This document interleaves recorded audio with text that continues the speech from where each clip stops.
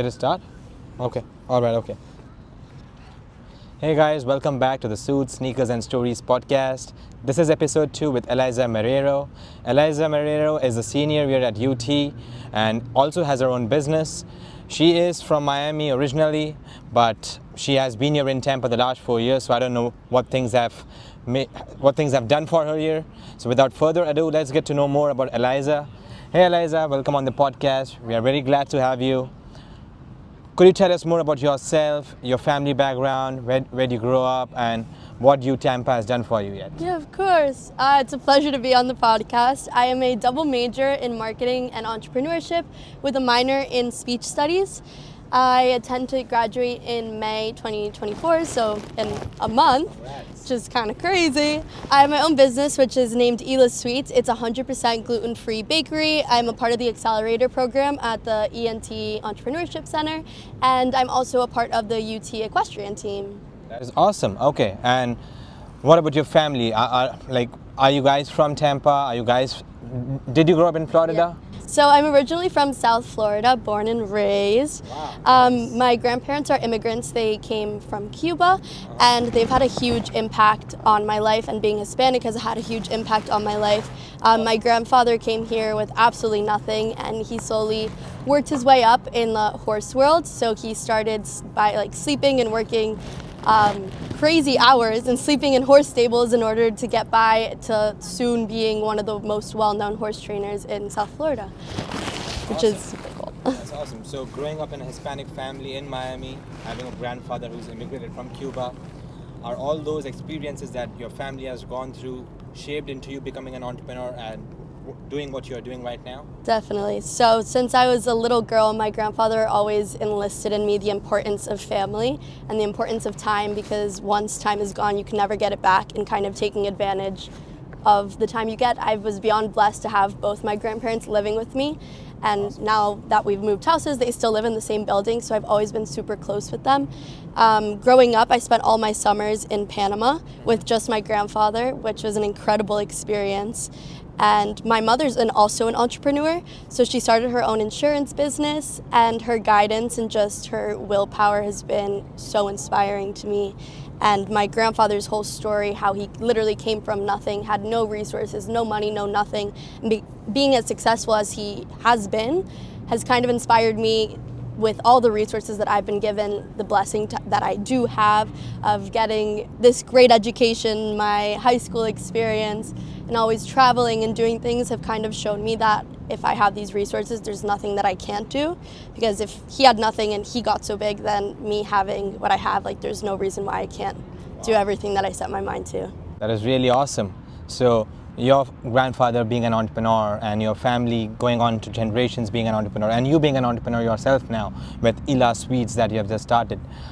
Is this something that you already you envisioned this as a freshman? Did you always want to become an entrepreneur, or did something change while you were in college? Yeah, so I think all my life I've always known that I've wanted to be an entrepreneur and that I wanted to own a company. However, I didn't quite know exactly what company I would like to start.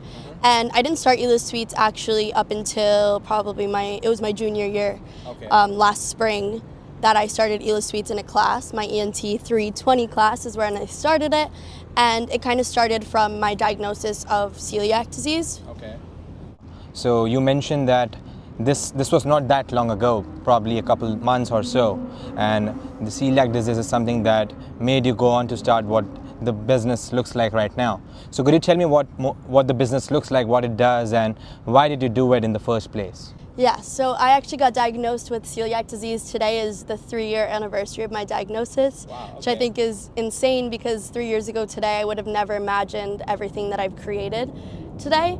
It was definitely a very difficult time in my life, both emotionally and physically, trying to battle my new reality that was not being able to eat literally, what in my mind at the moment that was anything, and just trying to battle through that was very difficult for me. And what Eila Sweets is today, it's a 100% gluten-free bakery. I'm currently selling and we are working on doing a bunch of pop-ups. So my first pop-up is going to be this Friday at Sorry Not Public. Yay, let's go. Yeah, so I'm really excited about that. And then I'll also be presenting at the New Venture Expo.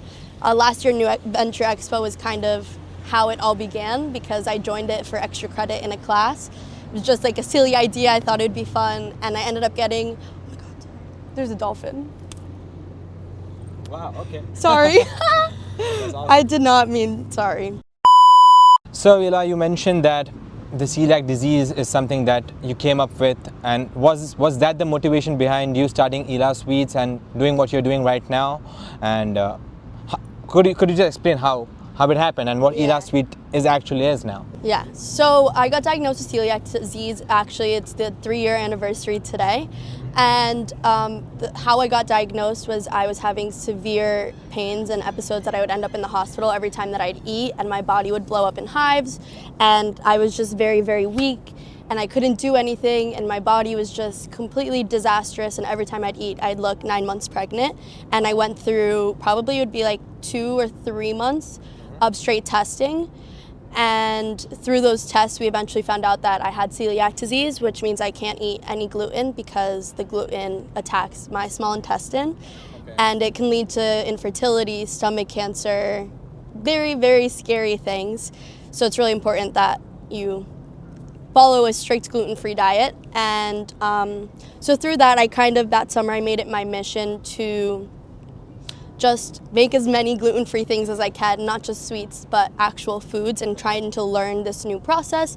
And once I did that in my ENT 320 class, just like for fun, I was like, oh, like why not create like a gluten-free bakery lounge, quote is what I called it, because in my mind at the time I was like, a business plan, like no one's just gonna wanna buy baked goods, like I have to add something to it. So I decided to do a bakery lounge, and I ended up entering New Venture Expo. Awesome. And it was just for extra credit. Like I had just a feasibility plan barely, and just my baked goods and my passion. And I ended up getting second place, and every single person that tried my goods were like, you need to sell this. Like forget about the lounge aspect, like this is something special, and even though we're not gluten-free, these are one of the best cupcakes that we've ever had. So that was kind of a wake-up point in my life that I was like, wow, like people actually believe in me, and people actually love these things. Like it's not just for fun anymore, and people are willing to pay a lot of money for this. So that's kind of where Eila Sweets was born. And since then, we have entered a lot of pitch competitions and won a few. We've done the Synapse at Amalie Arena, and we are also doing pop-ups. So this Friday I have a pop-up at Sorry Not Public, and then I'll also be presenting at New Venture Expo. That's really awesome. I'm really happy as to where the business is and what you have done for it. It's really inspiring to see that one certain incident made you shape your life in a certain different way that you didn't think about when you came into school. So where's Eila Sweets now? Like, is it in the stage that it's growing slowly, or is it that you have envisioned as to what you actually want to do with it when you graduate college? What does Eila Sweet look right now at the moment? So right now we've been focusing on specialty collections. So I did a Gasparilla collection, a Valentine's Day. We are doing our spring collection right now. And we've been selling a lot more than I thought we would, which is incredible. Moving into the future, I am looking to have a brick and mortar location, but that'll be probably in a few years. I still have a long way to go, but I'm constantly learning and looking for investors and spreading my story to as many people as I can.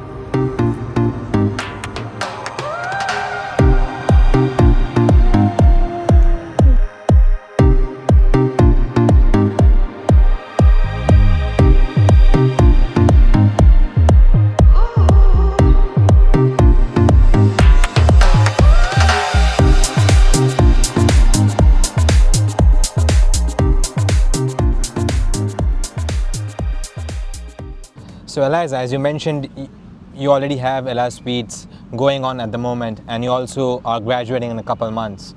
So how is that shaped with you balancing both of those at the same time and coming out on the top at the same thing? Yeah. So I think it all boils down to 4 words that my mom has drilled into my mind since I was a little girl.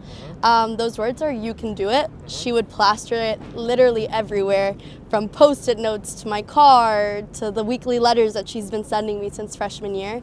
And it's kind of poses as a reminder that I can do it, and there are 24 hours in a day, and I can just make it work. That's really awesome, because that's what every parent does, kind of motivate their child to go on and keep doing what they are doing, and to do more better and be the best version of themselves. I really like that. Apart from that, like, did your parents tell you to come here to U Tampa? Was that your choice that you wanted to move down here to Tampa instead of going back to a school in Miami? Yeah. What made you come here? So I knew while looking at colleges, I always wanted to stay as close to home as possible because my family is my everything. And U Miami was always my dream school. However, when I toured it, I absolutely hated it. And I just it just was not for me. And it kind of made me into a roadblock because I was like, where on earth am I going to go to school? Am I even going to go to school? Like, what do I do now? And my parents have done Florida prepay since I was born. So my dad made us do a college tour of all the public universities. And I also, like, literally from the first one, I think it was UCF. And the tour guide was like, yeah, like your freshman year, there's going to be a class of like 500 people. I looked at my parents and I was like, yeah, we can leave now. And we ended up getting lost on the way to the car, and it was just way too big. And we kept on going to all these universities, and I was like, I literally can't stand any of them. I have no idea where I'm going to school. At this point, I just want to be home. Like, I don't even want to go to school. And I had fallen asleep, and I'd already told my parents, I was like, let's just go home. Like, this is a waste of time. And when I wake up, my dad is driving down this exact bridge, and all of a sudden, I see this beautiful minarets. Nice. And I was like, Dad, like, are we at the hotel yet? And he goes, no, this is the final tour. And I was like, what are you talking about? And literally from the second that I stepped out, like, everything just clicked into place, and I genuinely could, like, see myself being here. And I was the first person right behind the tour guide. I was asking all the questions, and I just felt, I don't know, something inside me that was like sparkling, and that was kind of how I knew that this was a place for me. That's awesome, because that's why all of us are here in Tampa, because the city is good, the college is beautiful, we all like to be here. Yeah. And that kind of shapes up onto the next question, as in, did you actually like it when you started being here in your junior, in your sophomore year? Like, what happened that kind of made you stay on and be here and do the entrepreneurship program and start Eila Sweets? So I came to the school with an undecided major. I knew I wanted to do business, but I didn't quite know. And at the time, I didn't really know if I wanted to do an entrepreneurship major because my mom started her business with like community college degree. So like, and my grandfather, well, he didn't go to school at all. So I didn't really think I needed to major in that. However, I decided on that major as well as my marketing major my sophomore year. And I didn't end up taking any entrepreneurship classes just because of how you have to take like your prerequisites and your core business classes before you can take any of the the core entrepreneurship classes till my junior year. And ever since that first class, I was hooked. I was like, this is what I want to do. This is what I want to be. Like, it was incredible. My professors have become not only like the most incredible mentors, but the most incredible friends who have helped me in so many different aspects of my life. And I genuinely enjoy their company, and they're so caring and wonderful, and they're always there for me, and they're always giving me advice and trying to help me get to the next stage. That's awesome. Okay, so a lot of things happened at U Tampa. You enjoying what life has to offer here, the professors, dwelling in with your business idea. What is the one moment that stands out? What's your favorite college moment that you have faced in the last 3 years? I definitely think it was winning New Venture. I think that was the first time in my life that people outside of my family were kind of like, you can do this, in the sense that I always knew inside that I could do it, but everyone around me and just random people that I didn't even know would always be like, yeah, that's stupid, that's silly, like, you can't do that. And then when I won, got second place with literally just an idea. It wasn't even like a full business plan or what we are today. It was kind of like a wake up moment in my life and then at my time at U Tampa that I was like, wow, like people believe in me, and not people that have to believe in me in the sense because they're related to me by blood, or my friends, obviously they're gonna believe in me, but random strangers are telling me that they want to spend money on me and that they want me to start selling my goods and to create this business. So I think that's definitely been a pivotal moment at my career at U Tampa. So Eliza, with your business on the side and education keep going on, what do you do for fun? Because I heard that your grandfather was a horseback riding. Is that something that you took along, and is that something that he taught you when you were young? So I grew up around horses, obviously. He actually retired, I think, when I was in kindergarten. But ever since then, I would always beg my mom every time we would drive past barns to go to summer camp. And she was like, absolutely not. Your grandfather's not going to allow it because obviously he's in the horse racing industry, which is very, very dangerous, and he's seen a lot of crazy things happen, and he never let my mom or my uncle ride horses. And I was like, okay. So I went up to him. I think I was 6 at the time, and I was like, I really want to do this. And he was like, well, I have to look at the place, and I need to talk to the person. And he did, and he was like, yeah, like, it's for fun. Like, let's see if she really likes it. And I fell in love with it, and I've been doing it ever since. And every time I go to a new barn or have a new trainer, he always goes and inspects it and makes sure like the horses are good and the trainer's good and the facilities are good.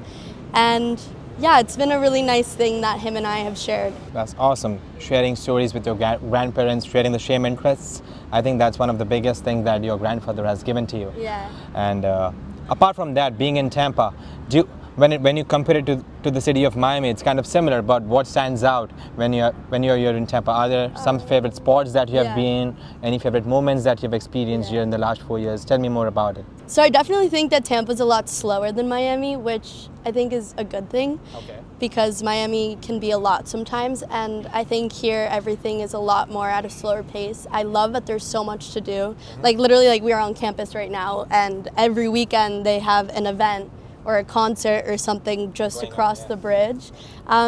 Moments that have stood out have definitely been my freshman year, even though it was COVID. It was when the Lightning won, and it was also when the Bucks won the Super Bowl. So they were both had boat parades, which was one of the coolest, craziest things that I've ever experienced because everything was shut down and they were just, Tom Brady was like 5 feet away from us. And when they did win the Super Bowl, everyone ran to the streets and there was chaos, and it was such a cool experience.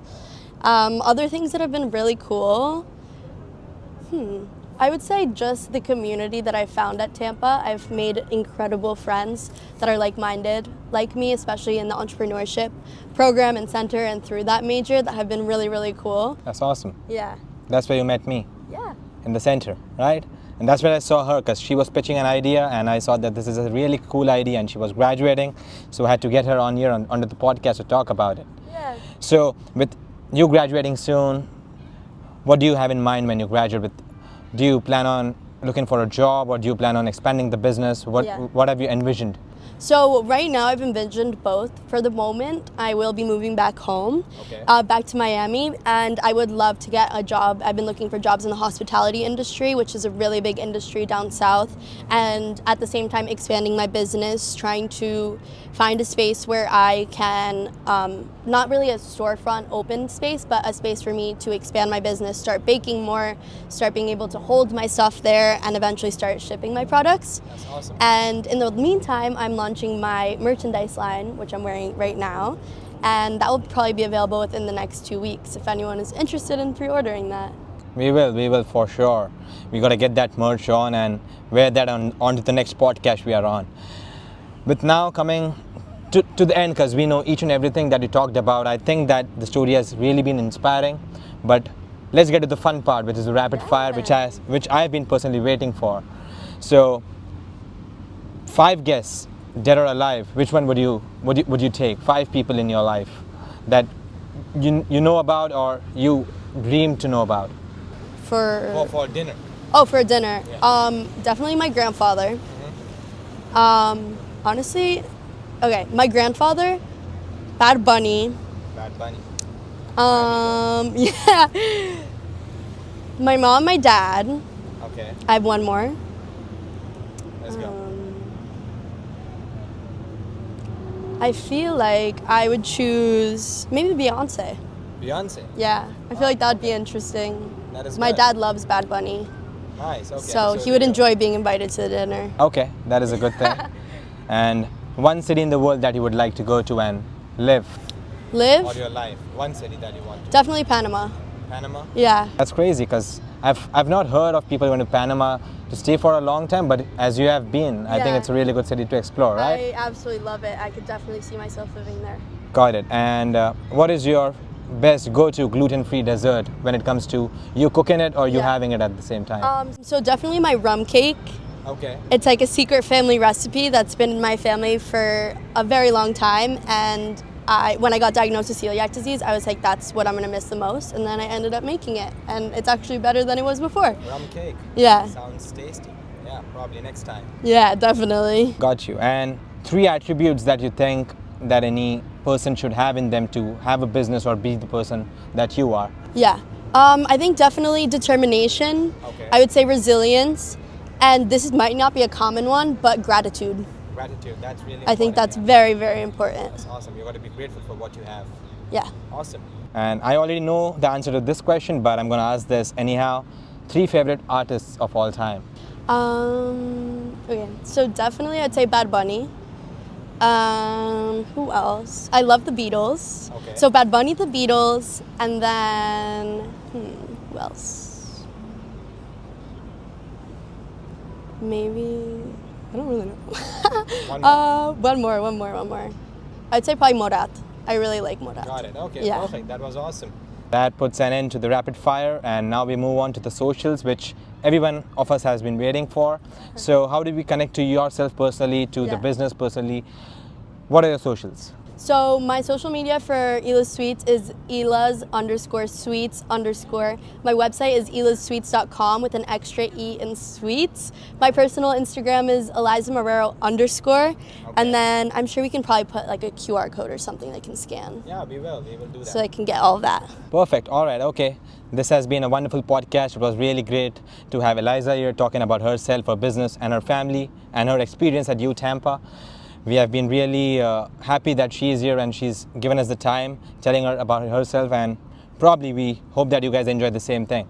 Thank you for staying, and look to hear back on podcast number 3.